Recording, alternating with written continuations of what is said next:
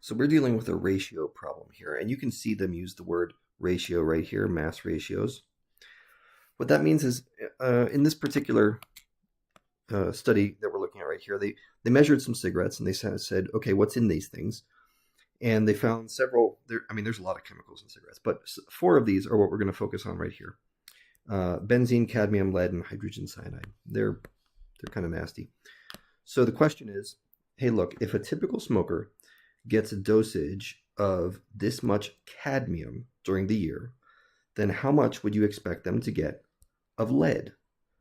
And the way we're going to relate those two together is using this table and setting up a ratio between these two chemicals in particular, cadmium and lead. So watch what I'm going to do. I'm going to say my ratio equals cadmium over lead. And according to my table, right, the study that was done, cadmium is present in less of an amount than the lead is. Now what I can do is set this ratio right here equal to the amount of cadmium that a smoker gets during a whole year divided by X. And I'm saying X is the amount the smoker is going to get of lead. We don't know what that is, but now we can solve this equation right here, this guy. That's the goal. If I can solve that equation for X, I'll know how much lead they got during the year. So you might be familiar with cross multiplication.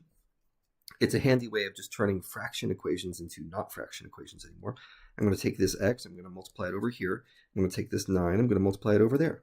So what do I get? I get 3X equals, well, 9 times 18.6. Okay, which means we're going to get 3X equals 167.4. Okay, now we divide each side by 3.